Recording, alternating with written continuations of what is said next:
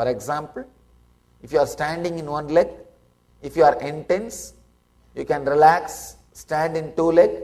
Now you will have the freedom to create your new destiny.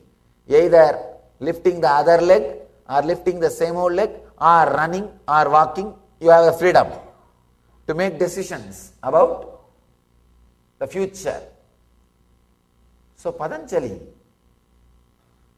gives intensity as a technique for living enlightenment. Samadhi itself can happen to you in many ways. Very beautifully Ramakrishna says, even if somebody asks for mukti, I don't think twice, I just give it. But if somebody asks for bhakti, I wait. Understand? Bhakti means intensity to live enlightenment. Intensity to radiate samadhi. That is what Ramakrishna calls it as bhakti. When Patanjali uses the word intensity here, he means intensity to live enlightenment. Intensity to constantly remember enlightenment. Remember Jivan Mukti itself.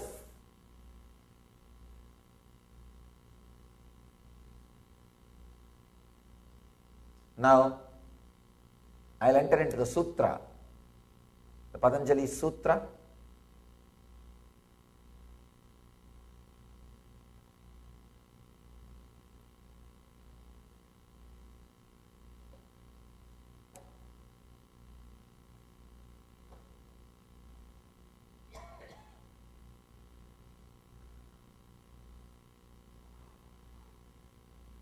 Mrudu madhyadi matratvat tatopi viseshaha.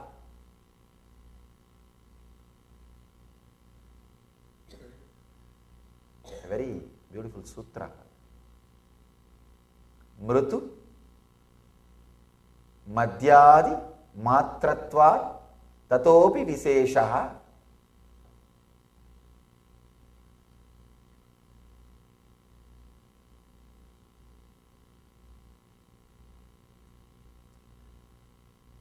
Let me read out the translation by Swami Vivekananda. The success of yogis differs according as the means they adopt are mild, medium or intense. This is a translation. The success of the yogis are based on the intensity they adopt. Sometimes people come and ask me, Swamiji, how long it takes for enlightenment? 10 years or 12 years? I tell them it is actually based on your intensity. Without intensity, you can go on and on and on and on for years. No, not for years, for ages. That is what we are doing. With intensity, this kshana, this moment. In Sanskrit, kshana means the gap between one thought and the other thought. This moment, the intensity can happen. If the intensity is there, this moment, the enlightenment can happen. Always it happens at this moment only. Whenever you become enlightened, it will be only in this moment. Not yesterday or tomorrow. It will always be in this moment.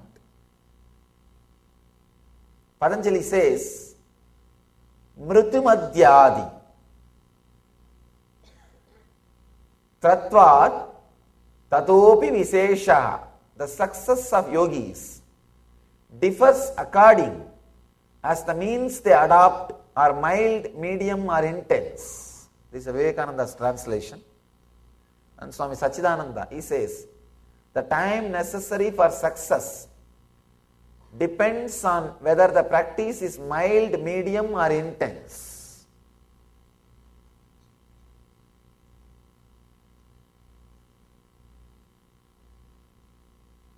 Please understand. The technique itself does not play a major role in enlightenment. It is your intensity that plays a major role.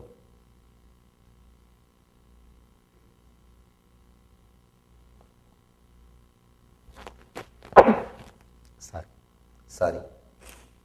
The technique itself does not play a major role. If you see, it will be very funny. Each master has his own technique, his own method. I can say not only each master, each disciple who understands and practices has his own method. I always see in my class, whenever I teach a meditation, I know only one version of that meditation. When I see 100 people practice that meditation, I learn 100 versions of that meditation. When I teach, I know only one version of that meditation. When I see people practicing, suddenly I learn 100 versions of that meditation. So, Ramakrishna says, Yadomat Tadopat in Bengali. As many faith, so many paths. I tell you, as many people, so many paths. As many people, so many paths. But everything works. That is the funny thing. That is the fun. Please understand. What I am talking is insider secret. Some of the insider secret. Anything you design and people start practicing, it works. How come? Each one has their own technique. Sometimes both of them are completely opposite to each other. I have seen. No two masters can agree. If they agree, someone is fake.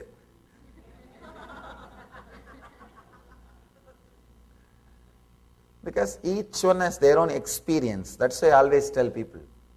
Each tradition, each religion is unique and sacred, not equal. Please understand, not equal.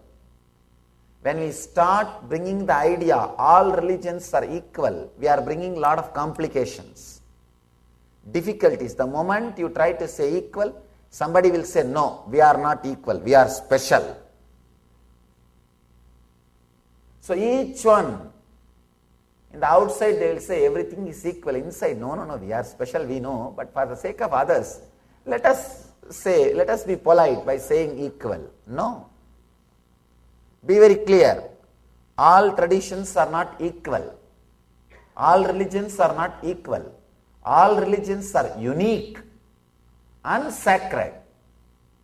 It is unique and sacred to the people who are practicing it.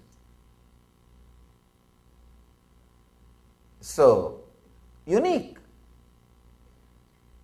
Each technique is unique. Each master is unique. Each tradition is unique. You see the Vedic tradition, it is group of religions. Each master is independently intelligent enough to create a religion. Each sutra of this Patanjali is independently intelligent enough to lead human beings to enlightenment. So each sutra is capable of creating a religion. It's like sometimes people come and ask me, Swamiji, why do you have so many techniques, traditions, deities, choice in India, Vedic tradition, I ask them, why do you have so many varieties of cars and transporting vehicles? Why do you have so many variety? Because there was demand and lot of research and development went in that field. Naturally, when a lot of research and development goes in that field, different variety, different luxury level, different comfort level, different category, different consumers, different customers, different variety of cars are created. I want to let you know an important fact. Till I became enlightened and created the mission, I don't know how you will believe, I never even remembered or had an idea there are varieties in cars. First, when we started our mission, when I started my public life, my first disciple, he asked, Swamiji, I want to get you a car. Tell me which variety you want. He brought a catalog and showed me. I said, car? Just get any car, that's all. He said, no, Swamiji, there are many varieties. It just shocked. See, it's not that I was always living in forest. 20 to 23 years I lived in cities. I traveled in train, many times in different cars, and many ways I lived in cities. But never the attention was paid to that information, to that idea. I don't know how you will understand, but what I am saying is honest truth. First time, after 23 years, something clicked. Oh God, in cars there are varieties.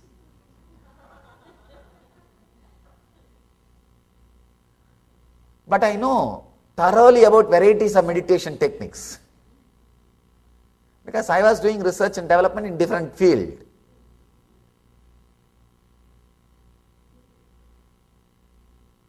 I asked that disciple, why do you have so many varieties of cars and things in the outer world? Because in this civilization, the demand for the outer world things was there, and research and development, the energy, money, people, intelligence put in that field created different varieties of cars, construction methods, the lifestyle and everything. Whichever field you put lot of resources doing research and development, you will have variety and comfort.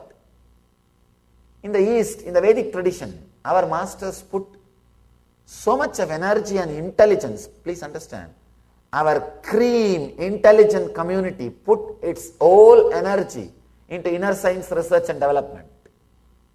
That is why so many different techniques, methods, gods, deities, everything evolved. That's why I always tell people, Vedic tradition is group of religions. It is not just one religion. Group of religions. People ask me, Swamiji, why in the Vedic tradition not much service orientation is there? Please understand, I am not against service, social service. Why it is not there in the Vedic tradition? Because they have something far more deeper to do. They are not created for service. People who don't have anything else to do, like research and development, or don't have anything to contribute, let them serve bread and butter and give some clothes and give some medicines, and let them do that work. The Vedic rishis have something far more deeper to contribute than just giving little bread and butter. They were working to create civilizations. That is why they did not give much importance to just giving bread and butter, or just giving few medicines, few simple ordinary things.